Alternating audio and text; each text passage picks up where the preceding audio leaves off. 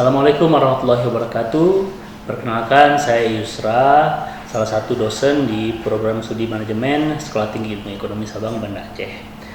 Hari ini saya akan membahas topik tentang jenis-jenis model penelitian yang ada dalam jurnal ya, dalam penelitian bisnis dan manajemen. Mengapa saya ambil topik ini? Karena saya dapati bahwa beberapa atau banyak mahasiswa yang kurang paham tentang apa yang dilakukan mereka dalam penelitian kuantitatif ya. Sebetulnya apa tujuan fundamental dari melakukan penelitian kuantitatif. Oke, saya akan share slide tentang jenis-jenis model penelitian yang ada dalam penelitian kuantitatif. Yang pertama itu adalah model satu faktor. Kalian bisa merefer kepada slide yang ada di atas saya. Jenis model penelitian itu yang pertama ada model satu faktor atau model dasar, one factor model. Contohnya di sini saya berikan adalah gaya makan itu dapat dikategorikan sebagai kebanyakan makan akan dikatakan rakus ya, tetapi sedikit makan bisa dikatakan diet. Nah, dalam model ini tidak bisa ditemukan atau ditentukan pengaruh sebuah variabel terhadap variabel lainnya. Ya, karena model seperti ini, one factor model ini hanya menjelaskan tentang sifat dari sebuah variabel dan tidak bisa menentukan apakah variabel ini, variabel gaya makan ini mempengaruhi rakus dan diet. Tidak bisa, karena dia hanya menjelaskan feature, menjelaskan sifat dari gaya makan. Kemudian ada jenis model penelitian yang kedua ya, kita sebutnya dengan model hubungan langsung atau basic causal model. Para mahasiswa sekalian harus sebelumnya harus mengerti dengan jelas dan pasti apa itu independent variable, apa itu dependent variable. Ya, independent variable adalah variabel yang bisa mempengaruhi variabel lain, dependent variable. Kemudian ada variabel dependent variable. Dependent adalah variabel yang dipengaruhi oleh variabel independent. Nah, dalam hal ini saya memberikan contoh gaya makan dan kolesterol. Bagaimana gaya makan mempengaruhi kolesterol. Nah, dalam model basic seperti ini, gaya makan itu mempengaruhi kolesterol. Banyak gaya makan yang jelek, yang buruk ya, akan mempengaruhi tingkat kolesterol seseorang. Nah, begitu juga sebaliknya, kolesterol itu dipengaruhi oleh gaya makan. Kolesterol tinggi disebabkan oleh gaya makan yang jelek ya. Ya, di sini saya nyatakan bahwa variabel dependent itu bisa jadi variabel manifest atau variabel outcome ya, atau variabel effect ya, yang disebabkan oleh suatu variabel yang lain. Oke, ini model yang kedua. Kemudian ada model yang ketiga, yaitu model mediasi atau mediating causal model ya.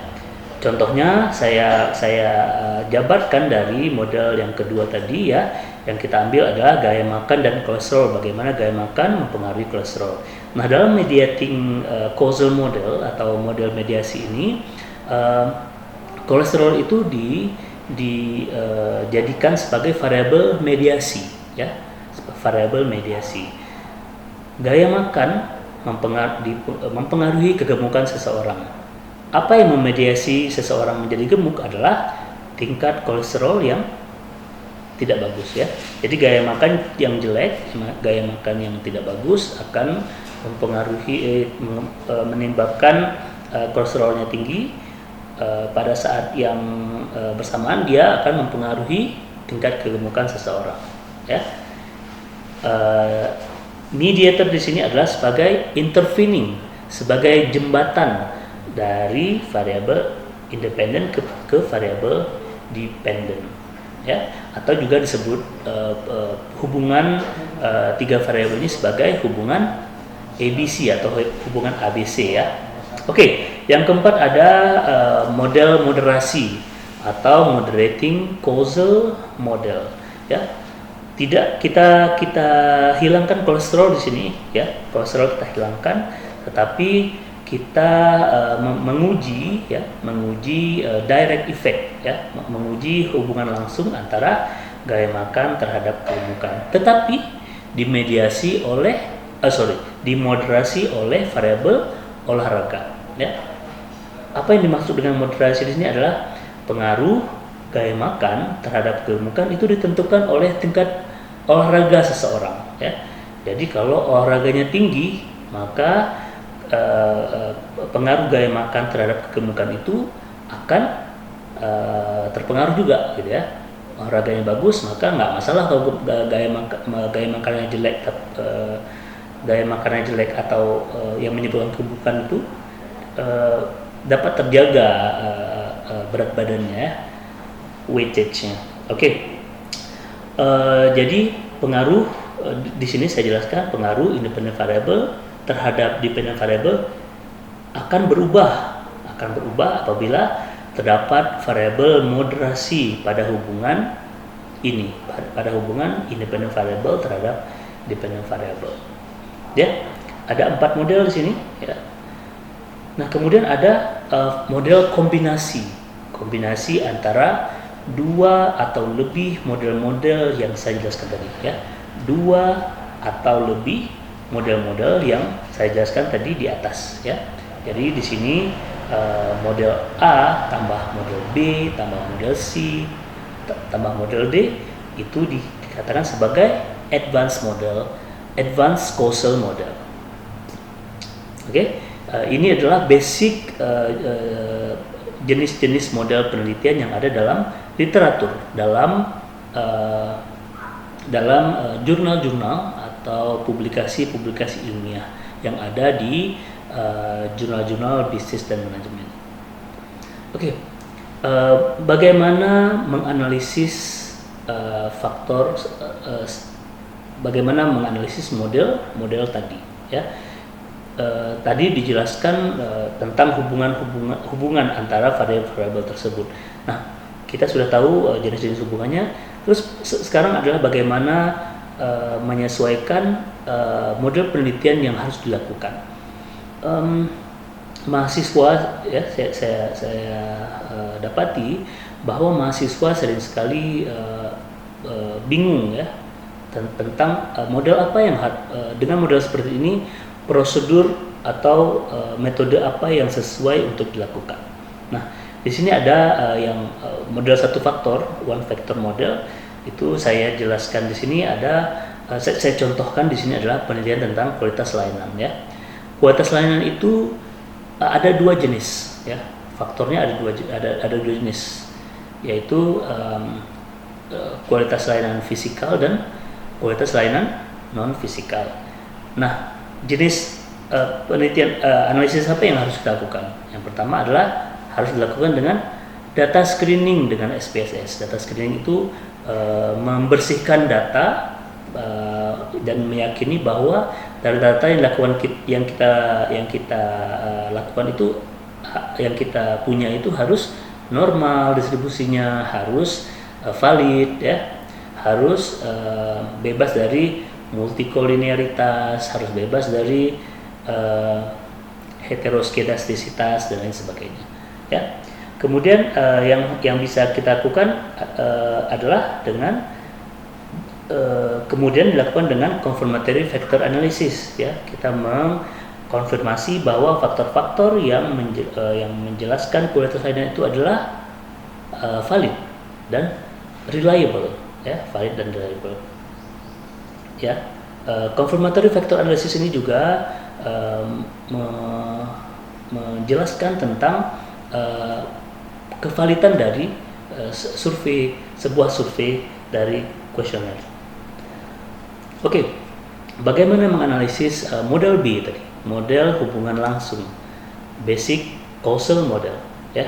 Di sini saya contohkan juga dengan kualitas layanan, ya. Kualitas pelayanan fisikal dan non fisikal itu mempengaruhi kepuasan pelanggan, ya. Kualitas layanan dan kualitas layanan bisa dikelompokkan menjadi dua tadi, ya. Kualitas layanan fisikal dan kualitas layanan non fisikal. Nah, pertanyaan penelitiannya adalah apakah kualitas layanan fisikal mempengaruhi kepuasan pelanggan? Apakah kualitas layanan non fisikal mempengaruhi kepuasan pelanggan?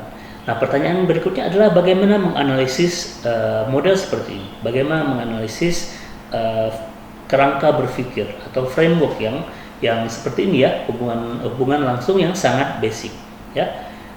Sama kita lakukan data screening dengan SPSS, ya. Kemudian melakukan confirmatory factor analysis, ya, untuk menentukan apakah valid atau tidak, ya, reliable atau tidak. Kemudian yang ketiga adalah menguji hubungan antara independent variable dengan dependent variable. Independent variable 1 dan independent variable 2 terhadap dependent variable. Oke. Menguji hubungan antara independent variable dengan dependent variable itu dalam model hubungan langsung itu bisa dilakukan dengan contohnya SPSS, ya, ada structural equation modeling. Nah, kita akan bahas itu nanti ke depannya. Saya di sini ingin menjelaskan tentang data analisis yang tepat, yang cocok dengan model penelitian seperti ini. Oke, yang seterusnya, ya, model mediasi. Bagaimana analisis, bagaimana prosedur dari menganalisis data untuk model yang seperti ini, ya. Sama independent variable dengan dependent variable, tetapi ada variable mediasi di sini. Variable mediasi di sini adalah kepuasan pelanggan, saya contohkan, ya. Kemudian dependent variable-nya adalah loyalitas pelanggan. Pertanyaan penelitiannya adalah apakah kepuasan pelanggan memediasi hubungan antara kualitas layanan fisikal dengan loyalitas pelanggan.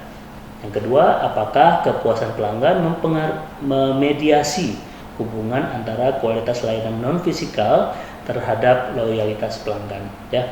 Model ini, model yang seperti ini, ya, ada 4 variabel dengan variabel mediasi 1 mengandung model A tadi, ya, mengandung model A, model B, dan model C. Nah, kemudian bagaimana melakukan analisis datanya? Apa prosedurnya? Ya, sama 1, 2, 3 sama, ya. Data screening, confirmatory factor analysis, uji hubungan antara independent variable, ya, independent variable kualitas layanan dengan loyalitas pelanggan. Tetapi ada yang keempat ini, ada keempat pengujiannya, yaitu uji